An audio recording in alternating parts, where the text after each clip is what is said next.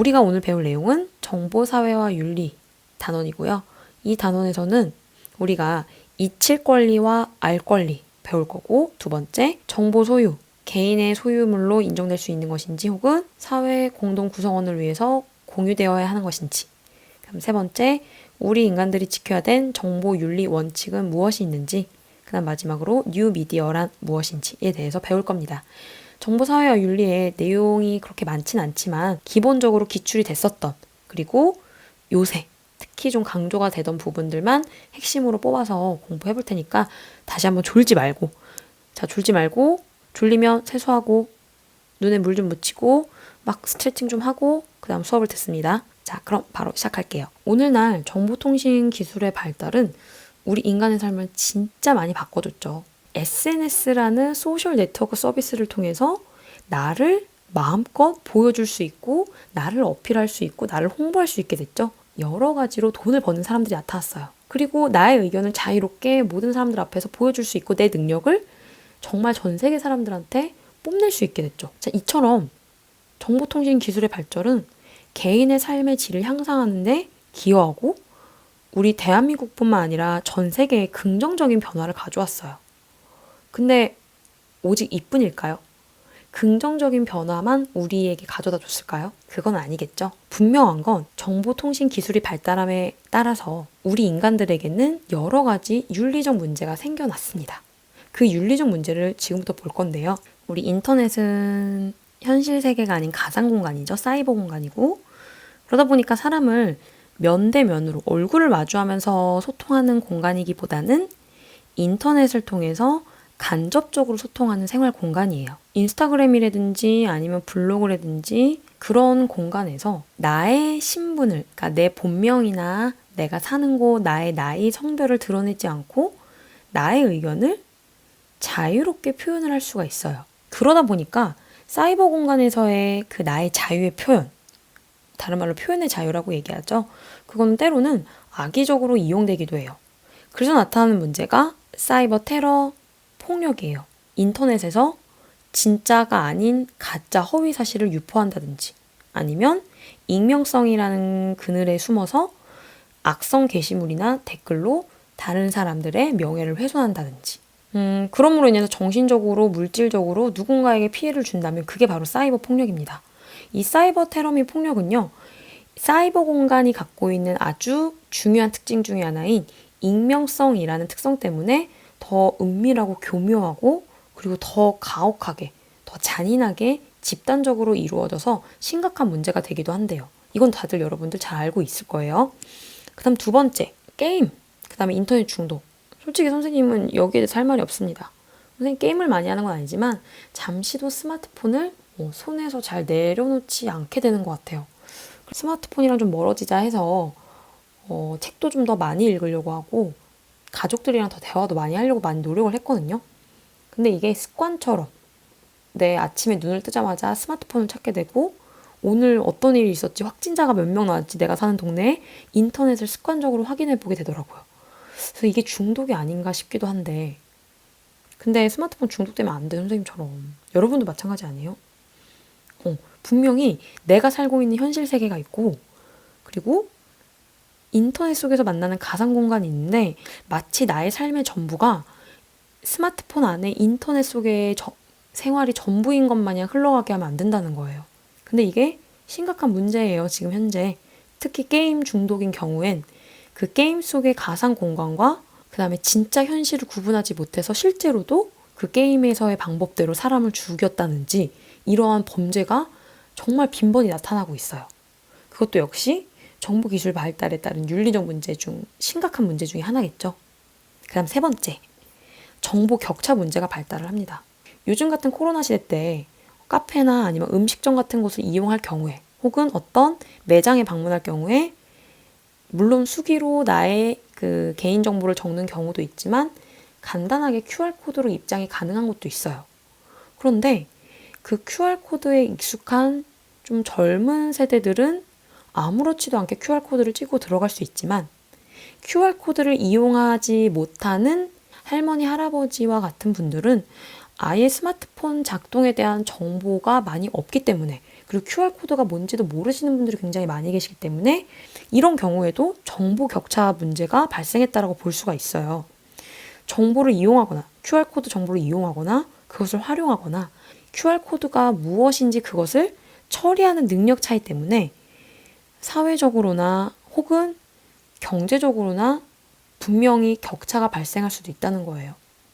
우리 요새 맥도날드나 롯데리아 같은 패스트푸드점 같은 데 가보면 물론 면 대 면으로 사람과 사람 사이에서 주문을 받는 경우도 있지만 키오스크라고 해서 그냥 기계로 주문하는 매장이 점점점 더 많아지고 있죠. 패스트푸드뿐만 아니라 되게 다양한 분식점에서도 전자주문 결제 시스템을 이용하고 있어요. 주문을 하고 싶어도 제대로 주문하지도 못하고 내가 먹고 싶은 음식이 있음에도 불구하고 음식을 먹지 못하는 이런 격차가 발생할 수도 있다는 거예요. 이것도 최근 들어 새롭게 떠오르고 있는 정보통신 기술 발달에 따른 사회적인 문제로 정말 심각하게 나타나고 있습니다. 선생님도 지금 뭔가 새로운 것들이 계속 나오게 되면 일단은 한번 이용해보고 도전해보고 활용해보려고 노력하는 중이에요. 왜? 나중에 선생님이 점점 나이가 들어갔을 때 내가 뭔가를 이용해야 되고 아니면 꼭 나의 기호에서가 아니라 내가 반드시 필수적으로 뭔가를 처리해야 될 일이 있는데 기계를 다루지 못해서 혹은 이 정보의 내용을 이해하지 못해서 처리를 못하는 일이 일어나면 어떡하지? 약간 걱정이 되더라고요. 그래서 요새 열심히 배우고 있어요. 뭐 동영상 편집이라든지 사진을 뭐 포토샵을 한다든지 아니면 여러 가지 뭐 다운로드하는 방법이라든지 그런 걸 열심히 배우려고 노력하고 있습니다. 자, 그다음 4번째. 사생활 침해 문제가 또 정말 심각한 문제죠. 우리 다들 인스타그램 많이 하죠. 뭐 페이스북도 많이 하고. 근데 거기에 아무 생각 없이 올리는 나의 사생활이 담겨져 있는 사진, 그리고 그것을 공개했을 경우 불특정 다수가 그 사진과 나의 정보를 보겠죠. 그러다 보면 나의 개인 정보가 누군가에 의해서 잘못된 방식으로 표현될 수 있고 악용될 수도 있다고요. 악용될 수 있는 문제가 발생하기도 합니다. 그래서 나의 정보가 도용된다거나 아니면 그게 다른 곳에서 잘못 범죄에 사용이 된다든지 또는 이런 SNS상에서 우리의 개인의 신상 정보, 개인의 사생활이 이제 쉽게 노출되다 보니까 언제든지 개인의 생활이나 개인의 이동 경로, 루트를 추적이 되게 쉽게 노출이 됐다는 거예요. 뭐 CCTV, SNS뿐만 아니라 우리가 사용하는 카드, 체크카드, 신용카드, 그리고 우리의 인터넷 검색을 통해서 내가 갖고 있는 사생활, 나의 신상 정보가 새어나가는 일이 특히 요즘 같은 이 정보통신 기술 사회에서는 그냥 아무 일이 아닌 것처럼 비일비재하게 일어난다는 거예요. 어떤 나쁜 마음을 먹은 권력이 국민들을 통제하고 개인의 자유를 제한하는 데 악용될 수도 있다는 게 그 사생활 침해의 큰 문제점 중에 하나입니다. 물론 그럴 일이 일어나서는 안 되겠지만요. 그다음 마지막, 정보기술 발달에 따른 윤리적 문제 마지막으로는 저작권 침해가 있어요. 자, 누군가가 만든 지적 재산물을 아무런 대가 없이 이용해도 좋은 것일까?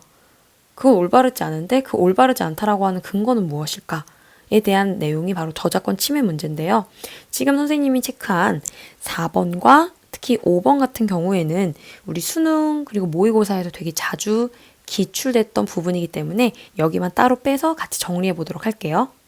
자, 그러면 첫 번째 사생활 침해 문제와 관련해서 이 2가지 권리에 대한 논쟁이 일어나고 있는데요.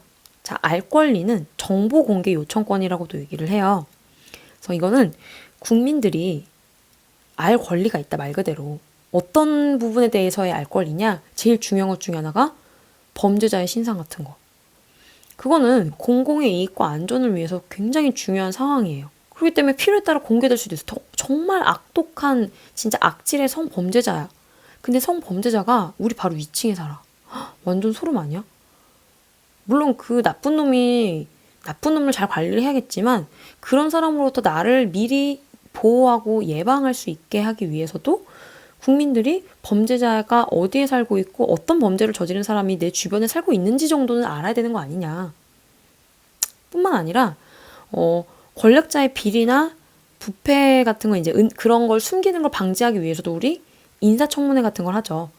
공직자의 사생활은 바로 국민의 삶과 행복에 영향을 미치는 것인데 인사청문회 같은 제도를 통해서 이 사람이 어떤 삶을 살아왔고 어떤 가치관을 지니고 있는지 정도는 국민들을 알아야 되는 것이 아니냐라는 입장에서 알 권리를 강조하는 입장이 있어요.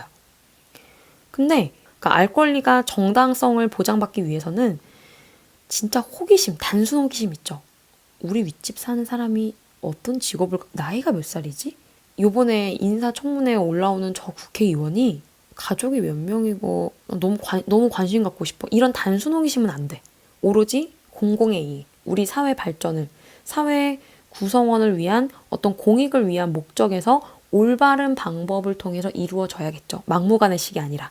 그럼 알 권리와 대비되는 이칠 권리라는 건 무엇이냐? 이칠 권리는 정보 삭제 요청권이라고도 얘기하고, 이 이칠 권리 같은 경우에는 내가 정보를, 나에 대한 정보를 내가 공개할지 말지 스스로 결정할 수 있는 정보 자기 결정권에 근거합니다. 그래서 이 이칠 권리 같은 경우에는 개인이 갖고 있는 어떤, 내가 갖고 있는 나의 과거에 대해서 나는 이걸 진짜 잊고 싶어. 그리고 사람들한테 별로 알리고 싶지 않아. 그 이칠 권리 보장을 강조하는 입장이에요. 개인의 사생활 보호를 위해서 인터넷이나 어떤 그런 SNS 상에서 내가 예전에 과거에 노출했던 내가 어떤 부분들에 대해서 나의 생각이나 나의 그때 일상 사진들을 올려놨어. 그럼 그거에 대해서 내가 나중에는 그 내용을 지우고 싶어. 나 왜 그렇게 생각했는지 모르겠어. 가끔 여러분들은 싸이월드 세대가 아니죠?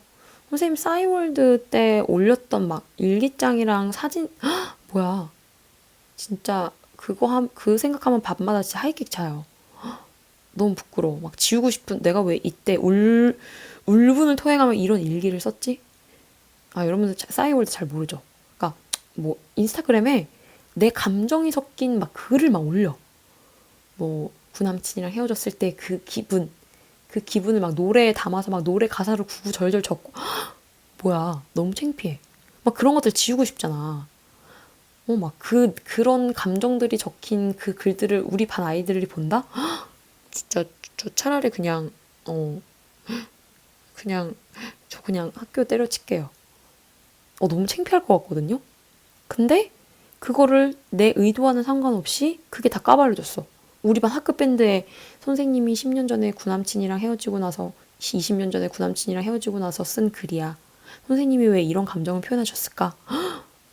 만약에 그게 내 의도와는 다르게 밴드에 올라온다? 나 너무 싫을 것 같아.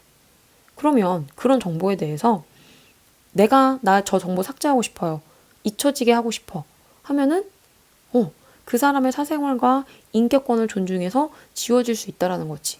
실제로 한 스페인에서 어떤 변호사가 있었는데 그 변호사가 구글을 상대로 소송을 건 거야. 그게 뭐였냐면 이 변호사의 과거 그 1999년 기사를 좀 삭제를 해달라고 구글에 요청을 했대요. 이 변호사가 구글에 자기 이름을 딱 입력해서 검색을 해보니까 자신의 과거에 이 변호사가 어떤 일에 의해서 채무관계가 있다, 빚이 있다, 그런 기사가 있었던 거야. 검색을 해보니까. 그래서 구글에다가 이 신문기사에 대한 이제 삭제 요청을 한 거죠. 그랬더니 이제 구글이, 아니, 당신이 과거에 채무관계가 있었다는 건 사실 아니냐. 문제가 없다. 아무리 과거 일을 할지라도 삭제 요청? 우린 할 수 없다. 이제 거부를 한 거죠. 그래서 이 소송이 스페인 법원을 거쳐서 유럽 EU-연합 사법재판소의 판결까지 맡겨졌어요. 근데 이 유럽 재판소에서 어떤 판결을 내렸느냐? 구글 너희들, 이 사람들은, 우리 인간들은 모두 다 이칠 권리를 갖고 있다. 그래서 사람들은 상당 시간이 지나면 현재 시점과의 관련성이 적고 공개하기 부적절한 개인정보의 경우에 한해서는 구글 너희들한테 삭제 요청할 수 있고 너희들은 그걸 삭제를 해야 된다라고 판결을 내린 거예요. 그래서 결국 구글은 개인정보가 담긴 이제 그 변호사의 신문기사를 삭제를 했고 차단 명령을 했죠. 근데 이제 이 이후에도 이칠 권리만 걸리냐, 국민들의 알 권리도 보호해줘야 한다. 이런 식으로 범죄자들이 자신의 범죄를 저지르고 한참 뒤에 나는 지금 다 뉘우쳤어. 난 이제 안 해. 나는 그러니까 내 과거의 나의 살인 기록이나 이런 뉴스 같은 거 다 없애줘. 그거는 올바르지 않은 거 아닐까?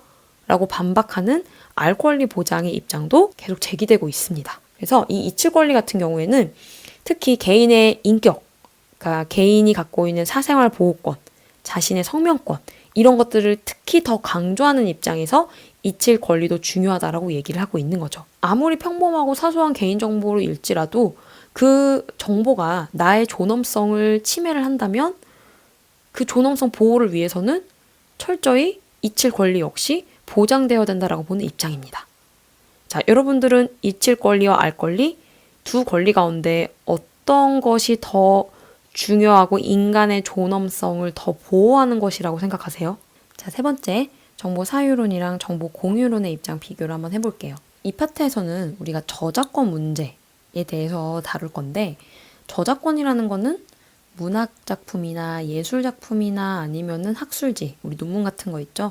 그와 관련된 창작물에 대해서 그것을 만든 저작자, 그러니까 예술 작품을 만든 창작자가 가지는 권리를 저작권이라고 얘기를 해요. 근데 이제 이게 정보통신 기술 사회로 우리가 들어가게 되면서 그 저작물, 창작물의 형태가 점점 디지털화됐죠. 인터넷상에서 우리가 사진의 형태로 보고 동영상의 형태로 보고 그리고 음원의 형태로 듣고 그러다 보니까 이 저작물을, 창작물을 표절하거나 무단 복제해서 대량 유포한다거나 창작자가 아닌 사람이 대신 잘못된 방법으로 돈을 번대거나 이런 행위가 많아지게 되면서 저작권 침해 사례가 엄청나게 증가하고 있습니다. 그래서 이와 관련해서 경제적 측면에서는 이 저작자가 만든 사람, 창작자의 권리와 이익을 중시하고 이를 보장해 주어야 한다라는 정보 사유론의 입장이 있고 때로는 문화 발전을 위해서 저작물을 우리 사회가 함께 공유해야 된다라고 보는 저작권 공유 입장이 바로 정보 공유론이에요.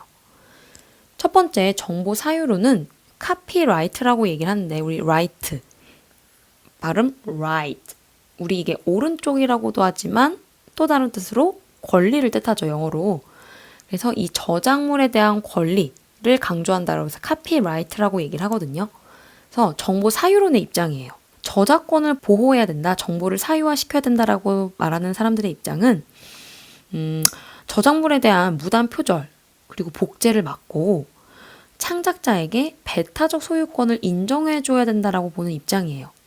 배타적이라는 거는 다른 사람을 배척할 수 있는 권리거든요. 자, 선생님의 핸드폰 누구 겁니까? 선생님 거죠. 선생님의 핸드폰을 사용하기 위해서는 선생님의 허락을 받아야 돼요.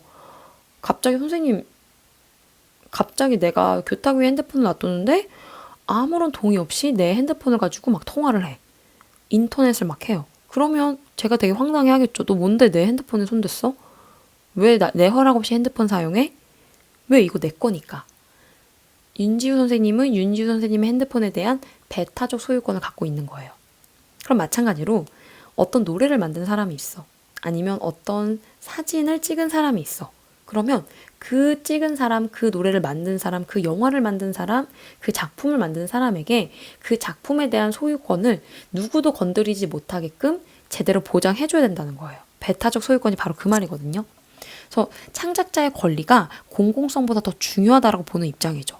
그럼 왜 이렇게 창작자에게 배타적 소유권을 인정해줘야 된다라고 얘기를 하느냐. 결국에 창작자가 어떤 노래를 만들고 작품을 만들어서 그에 대한 경제적인 이익을 보상해주면 아, 내가 더 열심히 해야겠다. 나 더 좋은 작품 만들어서 돈도 더 많이 받고 내 작품에 대한 보상 제대로 받아야지. 그러면 더 좋은 작품을 만들고 싶어지는 막 욕구가 생긴다는 거예요. 그러다 보면 더 좋은 지적 재산물, 결과물들을 만들 수 있게 되고 그럼 결과적으로 우리 사회에 더 좋은 게 아니냐. 더 좋은 영화, 더 좋은 노래, 더 좋은 사진, 좋은 영상이 만들어지게 되면 결국 이게 우리 한국 사회에도 도움이 되는 거 아니냐 라고 해서 창작자에 대한 소유권을 인정해 줄 것을 강력하게 얘기하는 게 바로 카피라이트예요. 봐봐, 내가 힘들게 진짜 머리 싸매서 어떤 노래를 만들었어. 어떤 창작물을 만들었는데 그거를 어떤 사람이 아무런 동의 없이 막 무단 배포해서 지가 돈 받아. 그럼 나 같으면 들어서 안 만들 것 같아. 내가 진짜 2시간, 3시간, 4시간 진짜 열심히 만들었는데. 그래서 그런 것들을 국가적으로나 개인적으로나 국가적으로나 경제적 손실을 막기 위해서도 제대로 된 소유권 보장해줘야 된다라고 보는 입장이에요. 카피라이트. 반면에 정보 공유론은 뭐냐면 아까 정보 사유론의 입장이 카피라이트였죠. 이 라이트가 아까 권리라는 뜻 이전에 오른쪽이라는 뜻이 있었죠. 그거를 비판해서 그건 반대로 우리는 오른쪽이 아니라 왼쪽이야. 카피 레프트라고 해서 정보 공유론의 입장이 있습니다.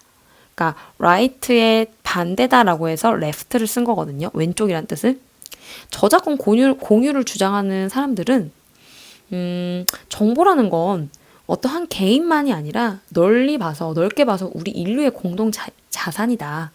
그러니까 그 사람이 어떤 노래를 만들고 영화를 만들 수 있었던 거는 그동안 사람들이 축적한 문화 유산을 바탕으로 그 지식을 가지고 정보를 만들고 저작물을 만들 거기 때문에 이건 너 개인의 소유인 동시에 인류 공동의 자산이야. 그니까 함께 공유하자. 사람이라면, 인간이라면, 인류라면. 그럼 결국에 이거는 널리 봐서 누구는 정보를 더 많이 가지고 누구는 정보를 적게 갖고, 그러니까 정보에 있어서 빈부격차가 줄어들 것이고, 그로 인해서 불평등까지 해소될 수 있다. 모든 사람들이 좀 좋은 양질의 정보를 많이 공유하게 되면, 그래서 우리는 함께 정보를 자유롭게 이용할 수 있고, 그리고 모든 사람의 공공의 선을 위해서 활용할 수 있게 해야 한다를 강조하는 입장이 바로 카피 레프트예요. 정보 공유론. 그래서 저작권을 강화하는 입장이 혹은 저작권을 같이 공유하고자 하는 입장, 이 두 가지 입장 각각의 어떤 근거에 의해서 각자의 주장을 펼치고 있는지 꼭 알아두셔야 합니다. 매년 수능 그리고 모의고사에서 빠지지 않고 한 번씩은 등장하는 문제이기 때문에 꼭 정리해 두셔야 할 것 같아요. 자, 여기까지 됐습니까? 정보사회와 윤리 여기서 잠깐 끊을게요. 그래서 우리가 오늘 배웠던 개념, 정보사회에서 나타나는 여러 가지 윤리적인 문제, 그리고 특히 그 부분에서 저작권 문제와 관련해서 그리고 알 권리와 잊힐 권리와 관련한 내용들 꼭 정리해서 선생님이 같이 올려준 기출문제와 OX 문제와 관련해서 문제도 꼭 풀어보세요. 이 다음 차시에는 뉴 미디어라고 해서 기존의 매체와는 다른 그 뉴 미디어와 관련된 내용들 짧게 정리하고 바로 문제풀이로 넘어가도록 할게요. 오늘 여러분들 너무너무 수고 많았고 우리 다음 차시 때 만나요. 안녕. 문제 꼭 푸세요. 안 풀면 안 돼.